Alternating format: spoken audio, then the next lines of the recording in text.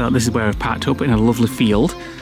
Can you taste it? I mean, you can see the red all from all the iron, like the ferrous. It's absolutely torrential now. Right, so this is supposedly the site of King Arthur's tomb, even when theme park buzzards were born, if you can believe that one. Welcome to a new vlog. We are waking up in Compton, Dunston or something like that. Yes, and our Glastonbury. On our park up, which we'll show you a little bit when we go out. We are going to go and get the bus into Glastonbury, a very ancient, sort of medieval, mythical town, city, whatever it is. Steeped in history of King Arthur. Yeah, apparently legends. His graves are there. Yeah, so there's sort of witches' shops and all sorts of stuff like that. So we're looking forward to going and exploring. And Leigh became a van lifer this morning. A proper one. A proper one. Try the toilet, finally. No choice, because this site doesn't have this toilets. This site doesn't have toilets. And that massive carvery last night, I was giggling while I was eating it because I knew he would have to use it. It's a little bit tight in there. It's like doing a gymnastics lesson, figuring out where to put your legs. But it's You become a pro, don't worry. I only use it for emergencies, and this morning was an emergency. So we've had showers. We're all ready to go. We're going to go get the bus. I'm not sure how long it'll take us, and I'll show you a little bit of the site when we get out of the van. So this is where we've parked up in a lovely field. From the Caravan and Motorhome Club.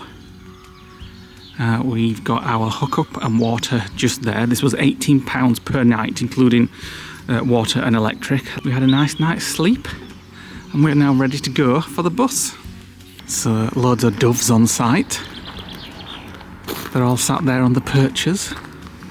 There's that cock there that woke me up. Where? Oh yes, that lovely cockerel woke us up this morning. Hello. Hello, noisy bugger. Because we're rubbish, we've just missed the bus by about 10 minutes. The bus stop's just there, outside the campground. But it looks like a nice walk. Cold. It's a little bit nippy. Nick's not got shorts on today. So we're just going to start walking, and if the next bus passes us, hopefully we'll be able to get it at a bus stop. Love the thatched roofs here. Let's see what like that at home here. Well, it's just a Cotswold thing, isn't it, I think? Oh, we're not, you said we're not in Cotswold? Well, we're very close, aren't we? We're on the border. Just look how lovely this street is.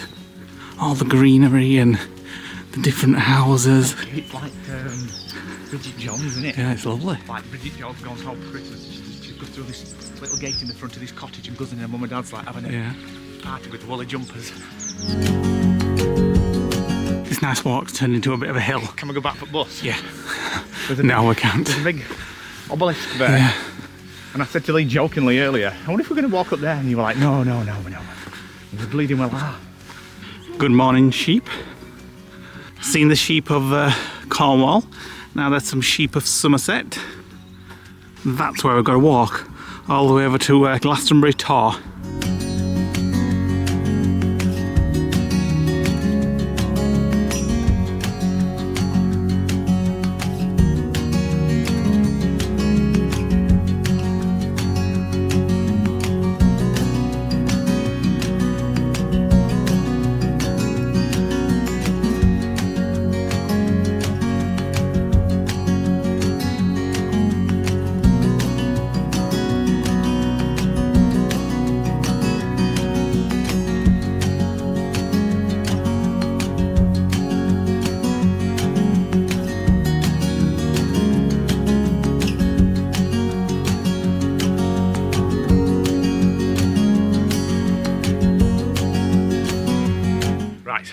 We're about a mile out of Glastonbury, and what you can see over my left shoulder is the Glastonbury Tor.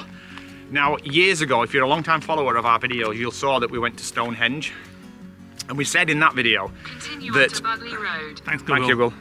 We said in that episode that the episode Stargate 1, where they discovered Merlin's secret lab, was under Stonehenge. It wasn't, it was actually in this series set under the Tor behind us. So if you're familiar with Stargate, you'll know that the Asgard managed to locate it on a scan and beam them in, and they got all Merlin's treasures, and that was in there. The entire town of Glastonbury is themed towards medieval and King Arthur and the legend of Camelot and all that kind of stuff. So a lot of the things that we're going to be seeing and doing today is going to be related to King Arthur. And look at this river, and at the end I can see a campsite. Motorhomes and caravans.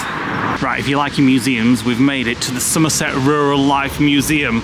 We're not going in, because we have lots to do and lots to see. And if you can see there's a mural on the wall. Apparently there's lots of murals around the city. The council wanted to do it to keep the city colourful. And I think there's a mural walk that you can do to see them all. So if you like that kind of thing. We made our way to the Chalice Well and Garden, and here there's some water that is supposed to be healing waters which you can drink. There is another one that's got quite a lot of iron in it, and a lot of people describe it as tasting of blood. Yeah. Open all year round from 10 AM, and it's £5 each for adults. A little bit about the Chalice Well there. It says, we welcome pilgrims and visitors of all spiritual paths, faiths and beliefs to this world peace garden. We seek to facilitate a connection between people, nature and the spirit of this special place, a living sanctuary of healing. So the water that is rich in iron, which is all supposed to be like a healing one, is in here as well. So they're just like within 5 feet of each other.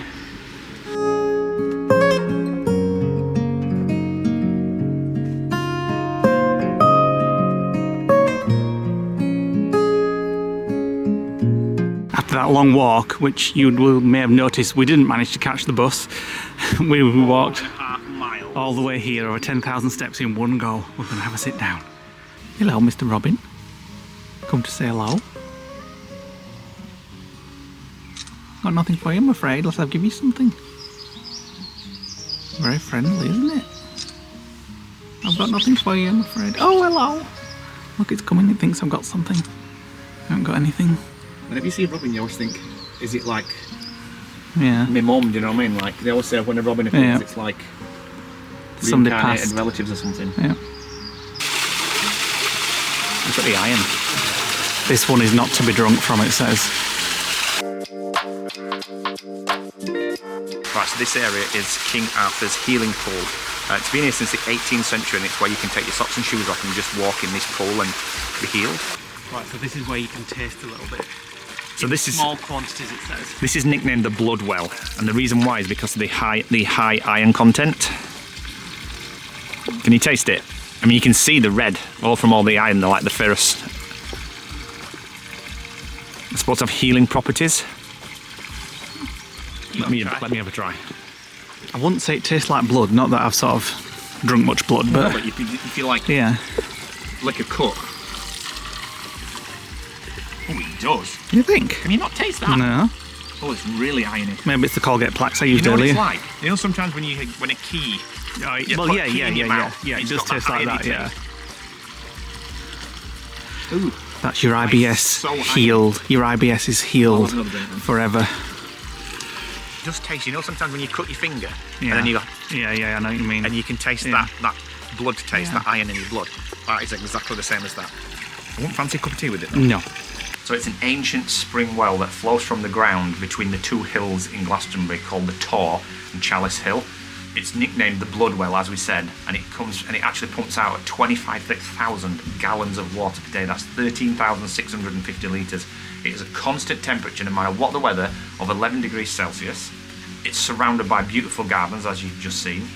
One of the interesting things as well is it's not rainfall based, so no matter whether you're having a drought or not, the water's constantly running, and it actually saved the town in the 1920 and 1921 droughts, where people actually got their water source from the well. One of the interesting things that I read on the Chalice Well website is it's called a Chalice Well based on its name, which is a chalbeatty spring, because of its rich iron contents, which colours the waters and leads to many of the adventurous myths that surround Chalice Well site, including that of Joseph of Arimathea visiting and burying two cruets containing the blood and water from Christ's wounds. Hello again, Mr. Robin. Still nothing for you, I'm afraid. Hello. We're just sheltering from the rain, which is getting quite heavy now, and is going to last for a couple of hours, apparently. So we're going to try and head to town soon, find a nice coffee shop or something, I'll get like the a witchcrafty coffee shop or a Merlin-y coffee shop. Yeah, maybe we hopefully. can get a spell to stop it raining. Yeah. So this is the well head and sanctuary. It has absorbed the peaceful atmosphere of this timeless place here in the heart of the garden. The cover of the well features a wrought iron vesica piscis with a lance passing through it. He means that. I'm surprised that they stay lit because they're actually getting splashed as well. It's like a... Just like a reflection area. This it doesn't actually show you. Is it not across from the wellhead? Like the best things. Well, not the best things, but like the main things. Where's the wellhead on the map? There. No, on the map. Oh, number 7. And there we're here, so, so it's not labelled. It is, but... Interesting. I bet it's really nice on a summer's day in this garden, especially with all that, the flowers and you'll get the bees and... Rather than this absolutely slashing it down. So every time we come to a city, every time we go to a city with the van, it slashes it down. So the forecast is going to be pretty crap for the next couple of hours. So we're going to go down into town, find somewhere warm. Like Leigh said, we'll go to a witch cafe, something like that, and then come back out a little bit later on when the sun's, when the rain stopped. It's absolutely torrential now. Makes me just want to go back to the van and put the heating on and have a nice warm cup of tea. So I've no idea how far town is, but it's down this way. I'm just leaving Leigh to look at this. It's like a river running down this street. So I presume it's this way. Right, we just turned the corner looking for the town centre. I think we might have found it, or at least the start of it. And we're already seeing strange, unusual shops. Vintage... Mumbai. Is that what it says? Mumbai vintage? Mumani. Mumani vintage. The Queen's Head pub. The wonky broomstick. The wonky broomstick, oh where? In here? Yeah. Well, let's go and have a look then.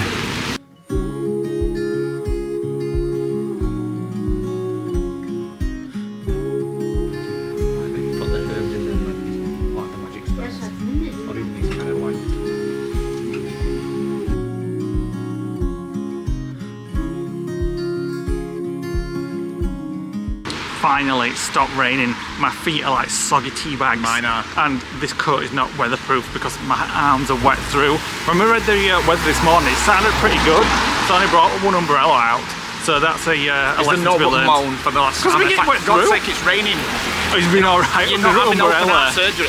Yeah, it's like, oh, it's only raining. Umbrella. I've got a t-shirt on my coat and I've got this ratty little umbrella that's like a bloody umbrella out of a cocktail. We've made a mistake not bringing 2 umbrellas. If I can find one, I'm going to buy one. Fairyland Aromatics and Ravenhaven Guest House just there, plonked in middle. It looks like everything's on this one road. Yeah. And then they've got the cathedral or the abbey at the end. Love all these stars. Right, we've finally got in somewhere to dry. As usual, just coffee and a cake. Just overfilled my cup. Yeah, so Nick's gone for this Jaffa cake. Go on then, I'll try it before you. Vegan Jaffa cake. Vegan Jaffa cake. We are waiting for a bacon butty as well, but we're going to try this. Ooh, look at that. It looks very moist. One thing I do say about vegan cakes, they're always quite, they're not dry. That is really nice. The chocolate on the top is amazing. I didn't get any, you have it. I'll have some here. We're sat on table 3 3/4. Spin on Harry Potter. Yeah. And Nick went for the soup, which looks like tomato. Tomato, onion and garlic. Ooh. And I went for a bacon sandwich. We were just saying all the general theme for the whole of Glastonbury seems to be like, it's steeped in, we've said before, it's all to do with like King Arthur, witchcraft, Wicca, pilgrims, crystals, well-being. I mean, apparently some of these shops actually sell crow's hearts and crow's feet. Our friend Lisa told her that I think her brother went and got one because it's apparently a sign of like, what did she put a sign of? I can't remember. Like well-being or something like that. And we've seen like, if you remember Buffy the Vampire Slayer, she used to have like herb bundles, and we've just seen them in a Wicca shop back there. Lots of coffee shops though. Bloody hell, it's Taylor's twin. Right, we're going in here, Son of Asgard. We saw this on some YouTube videos, and this is what's inside. Massage therapist, facial treatment, reflexology. Or is this part of the same thing? So we were going to go inside, but there's a sign on the door saying no filming photography. Well, we did go inside, but we didn't film. But there was lots of potions and lotions. it was like a Holland and Barrett for witches. It was like Giles's shop. Yeah, it was actually. It smelt really nice, like licorice. Yeah. There was a lady in there asking the guy behind the counter, "Can you make me a tincture, like a potion?" Yeah. And he's like, "Sorry, no, we don't do that."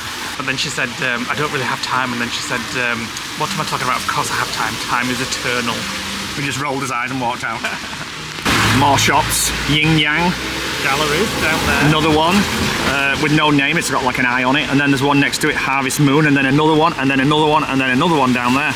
So just behind all this building here is where the abbey is, and it's alleged that the burial place or the resting place of King Arthur, who again is, well, is it legend? Myth. I think, well, it's legend. Yeah, there's no proof that he ever existed, but apparently his resting place was supposed to be here, and then conveniently, back in the God knows what, they actually lost his tomb, adding to the fueling the fact that it's still legendary because there's no proof. So we'll have a look, see if somebody's misplaced it. Right, so we've just paid in to get into the abbey. It's £12.10 each to look around the abbey. So we've just got that, and let's go explore.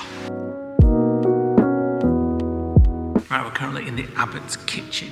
Only the abbot's kitchen survived intact after the abbey's dissolution in 1539. It was later used as a fuel store, cider house, animal shelter, and was a quarter meeting house in the 1670s and 80s. It is one of the best preserved medieval kitchens in Europe and the finest in the country. Is that the oven? Yeah, look at this big yeah. thing that you put it in, but Yeah. it doesn't fit all the way. It's only like a tiny wall, and then you've got like cider barrels and wine barrels. But look at this. This is the fireplace area. Yeah. Because you've got a place for the smoke to go out, and if you look at the other side where the pigs are on the spit, it's a very similar thing. So there's like the pigs in that area, and then you've got a nice pizza oven here. I wish the fire were on now. I'm bleeding freezing. Food on the table is actually real food. It's just a bit stale. It's like at where was it? Beamish as well. Yeah. Well, it was all real. It is incredibly well preserved. I mean, that is a real loaf. That looks like a loaf that Lisa's made. One of them? Yeah. Well, yeah, it does actually. Right, I'm just looking on the Abbey website because they don't actually give you physical guides here. A bit similar to some of the other places. I've had to take a photo of the map and we're walking round. There was a guide for £6 though. You could buy it. What, like in the gift shop? Yeah, yeah. So it basically says that we are connected with the legend to a degree that is unparalleled by any other abbey in England. Since medieval times, the abbey has held legendary status as the earliest Christian foundation in Britain, linked to Joseph, I can't even say this one, Joseph of Arimathea. Now, Joseph of Arimathea, for anybody that doesn't know, is not Jesus' dad, as a lot of people do think it is. It was actually one of the guys that buried Jesus after his crucifixion. So it was originally a monastery, and it was founded in 712 AD. That's 700 years before Jesus was born. That's just nuts. So we're in the Lady Chapel, Galilee, and crypt. This is almost like intact. Yeah. The roof missing. If the roof was on here, it would be like a church, wouldn't it? I was just saying to Nick, I understand obviously why places like this keep them as they were, like this. But won't it be amazing if they used these bricks were here and rebuilt the building? How amazing would that look? It would preserve it for a lot longer than what it's going to last being open to the elements. St Joseph's Crypt was built during the abbey of Richard Beer. There's a fire in 1184, and it was rebuilt. Wow, that's what it would have looked like. Is that behind me? It's not actually. No, that's in front of you like that. So obviously like that bit's gone. Yeah. So the abbey is set in 32 acres of land and is in the centre of the town. It's one of those weird situations where you stand and you look at something like that and you think, if you were to jump back 100 years and then be in this spot, would that be intact?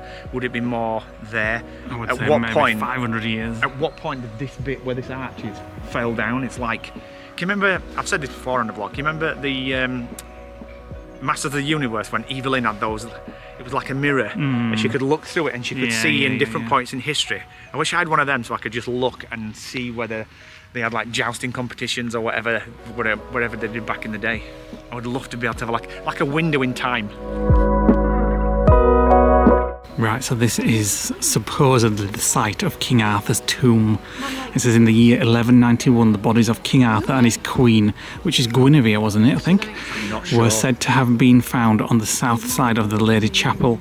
On the 19th of April 1278 their remains were removed in the presence of King Edward I and Queen Eleanor to a black marble tomb on this site. This tomb survived until the dissolution of the abbey in 1539. What I don't understand is there's no evidence anywhere that King Arthur was actually real. It was Stargate found evidence.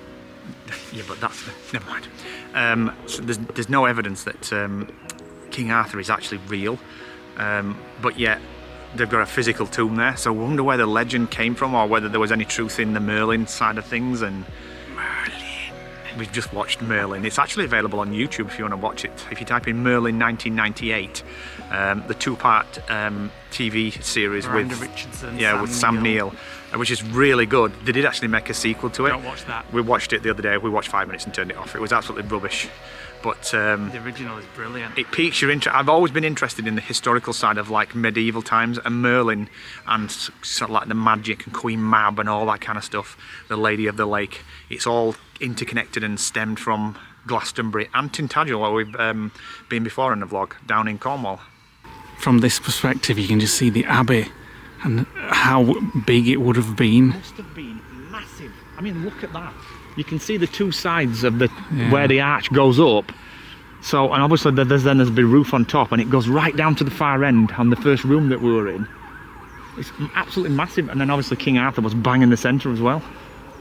Right, we're going to head back into town, and we passed a pub when we were in town, and we've just looked it up because it looked ancient, and it's the oldest pub in Glastonbury. It's called the George and Pilgrim, and it's first reference in history in 1439, and it's supposed to be one of the oldest pubs in the Southwest England. west of England. And it is really cold now. We're drenched to the bones, making us even colder. Feel like mushy teas. So I'm hoping they've got like a fire on or something. Oh yeah, it would be nice. So this pub was actually built for the purpose of accommodating the guests of the abbey back in the 15th century. As Leigh said, 1439 is where the earliest records began of this place.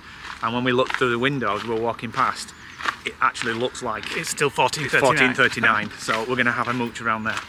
Also, if you ever go into a trespass store and see this coat, don't buy it unless you go into warm climates. It's not waterproof. It's not waterproof at all. I'm absolutely drenched underneath.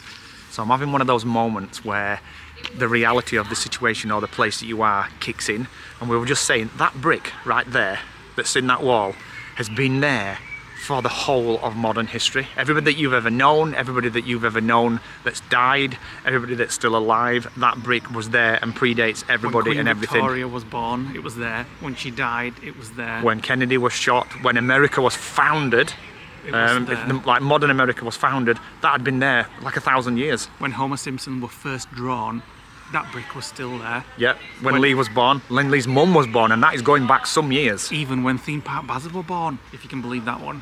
Well, yeah, that's just like beyond time, isn't it, that one? So this is what it may have looked like in 1539 on the eve of the dissolution. Is that Impressive. It looks very much like York Minster, doesn't it? Is that when Henry VIII shut all the monasteries down? I'm not sure. I think it was. Right, so I just checked, I looked it up. So the dissolution of the monasteries happened by Henry VIII and disbanded any Catholic monasteries, priories, convents, friaries in England, Wales and Ireland. In 1539. Well, actually it's 1536 to 1541. It so took it a while. took a while. So we're just about to walk out, but I was just having a discussion with Leigh about why Henry VIII dissolutioned the monasteries, and there's a couple of reasons why. First of all, he wanted the king to be the ruler of the Church of England, and he believed that the monasteries would get in the way of that move, because obviously it was two different religions, and he was also wanting to get his hands on the wealth and the lands that the monasteries owned, which is why he dissolutioned them. Right, we're heading now to George and Pilgrim's, where I'm hoping to do a nice warm coffee or something to warm my bones. I'm hoping they have a nice log fire to warm my feet, or dry my socks, should I say. And there is the pub, and you can see, you know, when we said it's from like 1439 and things like that. Even the sign looks like it's not been washed since 1439. Yeah, well, that's true, yeah. It's got a cobble road inside. Oh yeah, it's like a street. Oh, it's nice and warm in here, thank goodness. Right, there's a big queue at the bar, and we're just waiting for 5 minutes. Nice hairdo, by the way. Nice parting. You can tell how old it is here. You can actually see like a crack of light through the hole in the wall there, which look like railway steeples, and then there's another hole there. And then look out in the hall. It's got like one of those lanterns that you would usually have fire on. I wonder if back in the day, That was actually lit with proper fire rather than electric. And I just love the fact that it's like a cobbled street inside as well. We'll go and explore that after a drink. And who would have thought that this panel in here has actually come back now? It's quite modern these days. So Nick's gone for sticky toffee pudding. Let's try. With, you said clotted cream ice cream? Cream ice cream. There's all sorts of like crumbed things on it. Let me try that first. What's this? Not sure what that is. What's that? That's like a bit of cinder toffee. Oh, nice. But I want to get this vanilla sauce. Put it all over the toffee sauce. Ooh. Put it on. Don't forget we're sharing. Did you share your nuts? Yes, you did. You had some of my salty dog nuts as well, you know. Is it amazing? I'm not sharing that. You are. You can have a lick.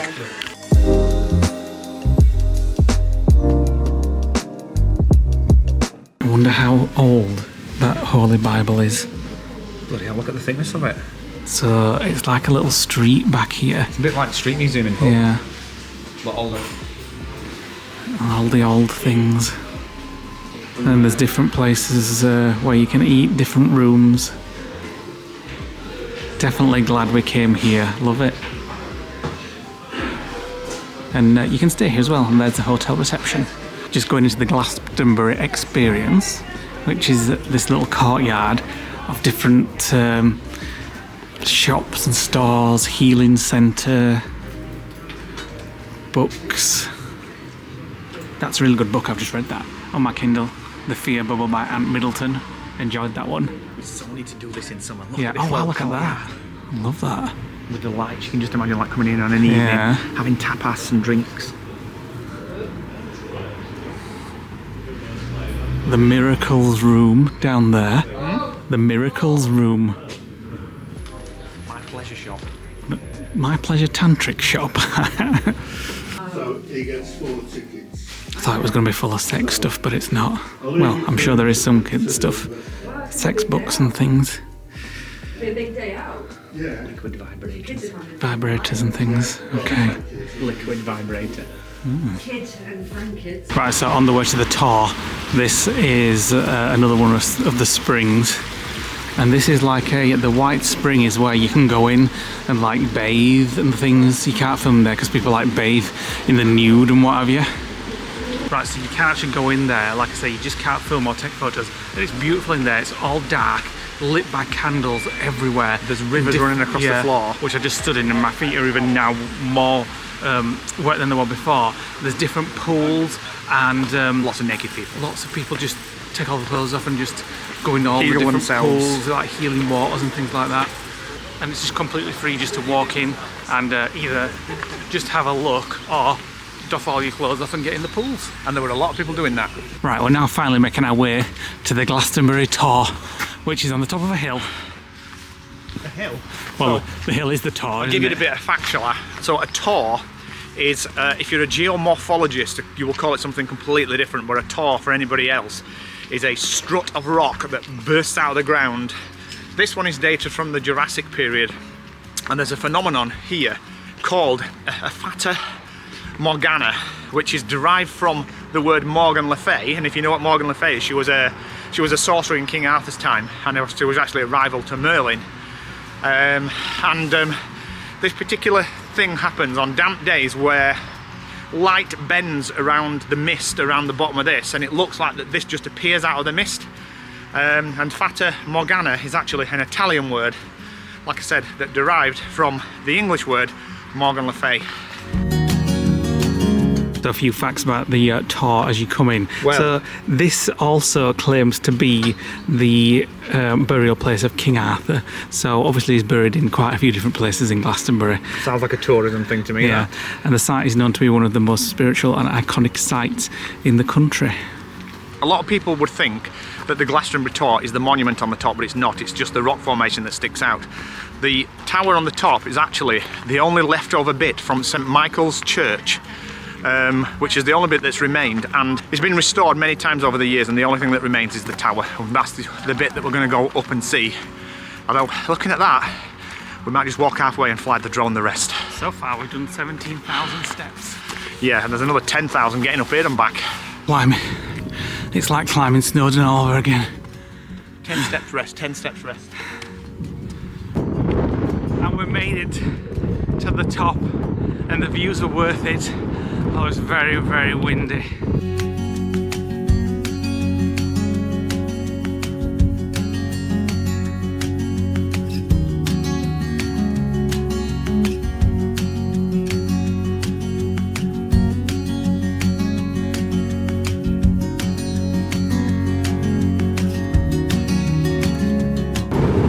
So windy up here, and the wind is like ice cold. My face is freezing, but it's worth it for the views.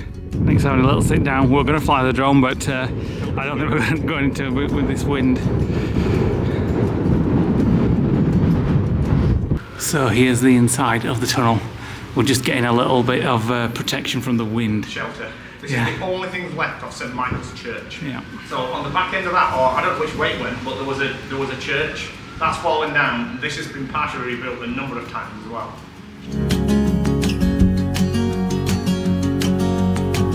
Right, we've managed to get back down to ground level. The wind's just normal down here. Up there, I would say it would have been about 45 miles per hour. The drone is rated at 29.9 miles per hour.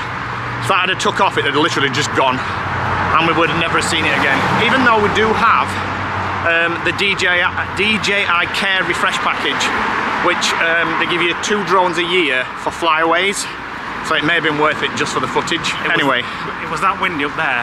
I'm completely dry. All my clothes. Well, yeah, mine too, actually. It was like being in a tumble dryer. So we are walking back to the bus stop. So the bus number from where we were staying to the campsite is number 77 Yeovil. Another example of I absolutely love Google Maps. Told it where we wanted to go, told it the method of transport, which is basically bus. It's given us directions from here to the bus stop, and then it's told us that it'll be 21 stops, and then we'll get there about 5:10, assuming we don't miss the bus. So we've got 12 minutes to get to the bus stop, and then I think we've got to wait then 10 minutes, 20 minutes before the bus comes. So it's been a long day and a wet day. And the bus stop is just here on the high street where we were earlier. Ah, oh, thank goodness the bus is here. I hope it's nice and warm on board.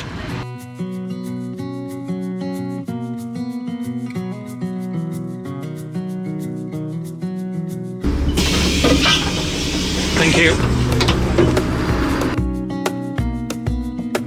Right, we've been back a while because you put in the windows down. We've just watched the SG1 episode where they went to Glastonbury tour, and well, that's it. We just watched it, so it was obviously set there. They never filmed there out like that. They just showed a picture of it, and that was it. So now we're going to go to the pub and meet a viewer of ours who Nick spoke to quite a lot when we were doing the apartment up, and he's an electrician, and he gave Nick loads of tips and hints and help.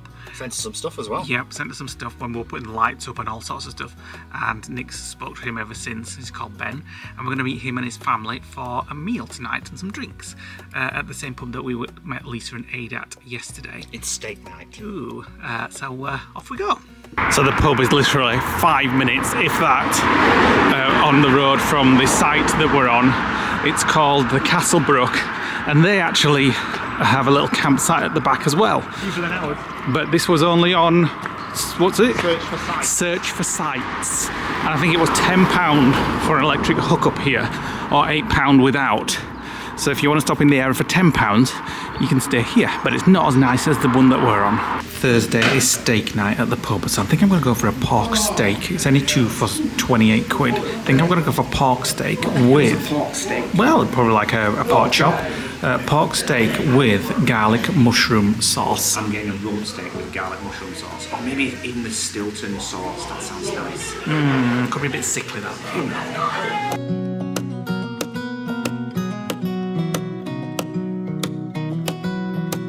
Right, we've had our meal and we are currently walking on the darkest street in the UK. Just move your torch so I can see.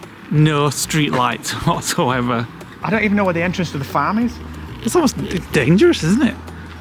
It's as if It's weird. Yeah. Absolutely no lampposts at all. The only lights coming from people's houses and cars passing by. We might have even walked past it at this rate. Right, we're back. from our midnight walk there. Lovely walk. It's 9 o'clock at night. I mean, like for the darkness. Lovely meal there. So it was nice to meet those guys finally after talking to him for 4 years. Yep, my God, 4 lots years. of help on Probably electrics. So we are tomorrow going to head to Shrewsbury. That is the plan at the moment. Another 3 hours drive up north. Well, not up north, but it's going up north, but it's not up north. Right, so I hope you've enjoyed our day in Glastonbury. We did, apart from the rain. Lovely to come back, I think, when it's a nice sunny day. It was so nice in the van earlier with the heating on, blasting out, keeping us warm while it was just cold and drizzly outside. Yeah. So we shall see you on the next vlog when we're hopefully going to Shrewsbury. I don't know what the weather's going to be like. We've not checked. We have some filming locations to see there. Something I've always wanted to do, and our friend Tina and Baz did it before us. So she's kindly She's kindly shared her research with us, so I don't have to do all the research myself. Even though I'm going to look some stuff up tonight, we really should watch the. Oh, not tonight. Yeah, but you'll want to watch the film again. I'm off to bed. So thanks for watching today, guys. Hit the like button, click the notification bell, drop us a comment below. Join us on the next vlog to see where we are going in Shrewsbury, and we'll see you later. Bye for now.